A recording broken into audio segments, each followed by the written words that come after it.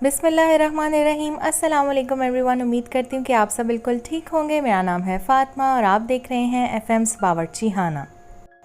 दोस्तों, आज मैं आप लोगों के लिए लेके आई हूँ बहुत ही मज़ेदार सॉफ्ट एंड जूसी कोफ्ता मसाला की रेसिपी। बहुत मज़े के कोफ्ते बनते हैं। सारी टिप्स एंड ट्रिक्स आपके साथ शेयर करूँगी।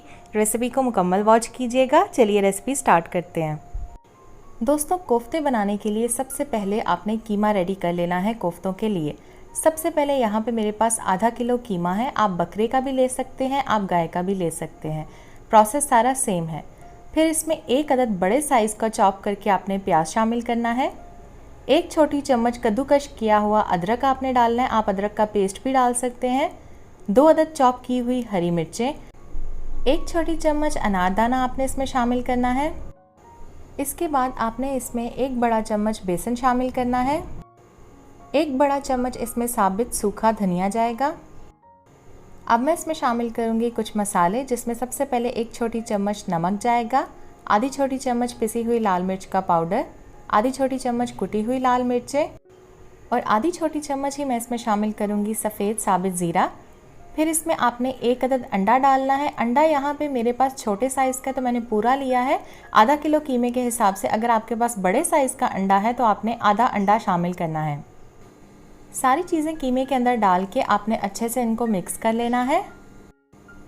गाइज़, ये मिक्स हो चुका है। बहुत सारे लोग ये कहते हैं कि अंडा डालने के बाद उनका कीमा बहुत ज़्यादा स्टिकी हो जाता है, तो कोफ्तों का जो मिक्सचर होता है वो थोड़ा सा स्टिकी ही होता है। लेकिन अगर आपका थोड़ा ज़्यादा वेट हो गया है, ज़्यादा स्टिकी हो रहा है, तो आप इसके अंदर थोड़ा सा बेसन शामिल कर दें, उससे ये बिल्कुल परफेक्ट हो जाता है।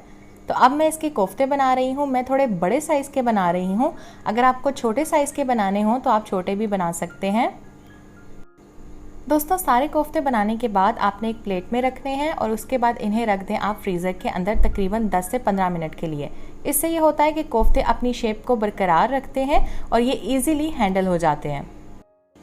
दोस्तों, 10 से 15 मिनट के बाद आपने कोफ्तों को फ्रीज़र से निकालना है। ऑयल को गर्म होने के लिए रख देना है। मीडियम गर्म ऑयल के अंदर आपने कोफ्ते डालने हैं। जब ऑयल में आप कोफ्ते डालेंगे तो फ़ौरन इनके अंदर आपने चम्मच नहीं चलाना, थोड़ी देर वेट कीजिए और उसके बाद इनकी साइड को आपने चेंज करना है। तो कोफ्तों के ऊपर अच्छे से कलर आ चुका था, उनको मैंने निकाल लिया प्लेट के अंदर। अब यहाँ पे हम कोफ्ते के लिए मसाला तैयार करेंगे। सबसे पहले आधा कप ऑयल में आपने 2 अदद चॉप करके प्याज डालने हैं। प्याज को आपने इतना कुक करना है कि ये ट्रांसलूसेंट हो जाए और हल्का सा इनका कलर जो है वो चेंज होना स्टार्ट हो जाए।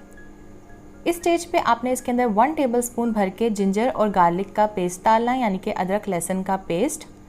आप चाहे तो फ्रेश कूट कर भी डाल सकते हैं। 2 से 3 मिनट के लिए हम कुक करेंगे।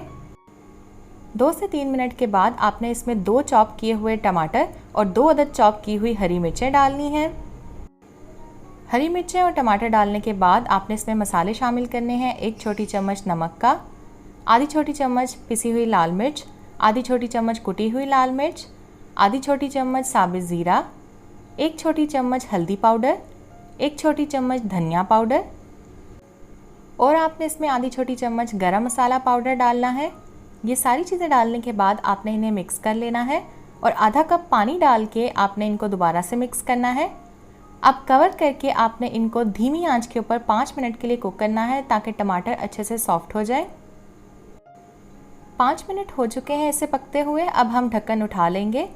5 मिनट के बाद आपने इसके अंदर अच्छे से चम्मच चला लेना है। अगर आपको कहीं पे साबित टमाटर नज़र आते हैं तो इस तरीके से चम्मच की मदद से उनको अच्छे से पीस लें। ये आप देख सकते हैं। अच्छे से प्रेस करें तो टमाटर बहुत अच्छे से सॉफ्ट हो जाएंगे। अब आपने इसमें 1 कप के करीब फेंट के दही शामिल कर देना है।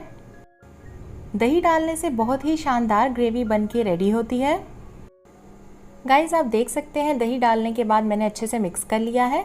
अब मैं इसे कवर करूंगी और धीमी आंच के ऊपर हम 5 मिनट के लिए इसे कुक करेंगे ताकि दही का सारा पानी ड्राई हो जाए। गाइस, दही का सारा पानी ड्राई हो चुका है, ऑयल इसके ऊपर आ चुका है। 1 से 2 मिनट के लिए हम तेज़ आंच पे अब इसे भून लेंगे। जब मसाला अच्छे से भुन जाएगा तो इसके अंदर हम शामिल कर देंगे कोफ्ते। गाइस, इसी दौरान अगर आप चैनल पे न्यू है, वीडियो फर्स्ट टाइम देख रहे हैं तो काइंडली चैनल को सब्सक्राइब कीजिएगा। वीडियो को लाइक, शेयर और कॉमेंट करना मत भूलिएगा। कोफ्ते मैंने सारे डाल दिए मसाले में। अब इसके अंदर हम 1 कप के करीब पानी डालेंगे। पहले थोड़ा सा पानी डालें, इसे मिक्स कीजिए और फिर बाकी का पानी भी डाल दें। टोटल मैंने इसके अंदर 1 कप पानी डाला है। यहाँ पे पानी डाल के आपने मिक्स कर लेना है कोफ्तों को। फिर इसे कवर कीजिए और धीमी आंच के ऊपर 5 मिनट के लिए कोफ्तों को कुक कर लीजिएगा ताकि कोफ्तों के अंदर मसाला अच्छे से रच जाए। तो ये आप देख सकते हैं 5 मिनट हो चुके हैं इनको पकते हुए और बहुत ही मज़ेदार कोफ्ते हमारे बन के रेडी हो चुके हैं। बस 1 से 2 मिनट के लिए मैं इनको पकाऊंगी ताकि ग्रेवी ऑयल छोड़ दे। ये आप देख सकते हैं ऑयल ऊपर आ चुका है। इट मीन्स कि हमारे कोफ्ते मज़ेदार से बन के रेडी हो चुके हैं। यहाँ पे इसके अंदर शामिल कीजिए हरा धनिया। मैंने ताज़ा धनिया लिया है।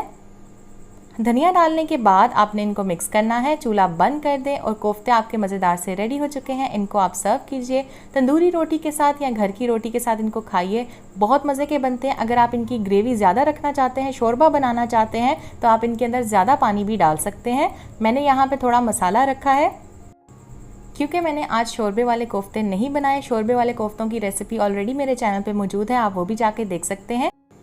और इस कोफ्ता मसाला की रेसिपी को भी लाजमी ट्राई कीजिएगा क्योंकि ट्रस्ट मी ये बहुत मज़े के, बहुत जूसी और बहुत नरम बनते हैं। ये मैं आपको तोड़ के भी दिखा रही हूँ, अंदर तक बिल्कुल पक चुके हैं। ज़रूर रेसिपी ट्राई कीजिएगा, फीडबैक दीजिएगा। उम्मीद है आपको अच्छी लगी होगी आज की रेसिपी।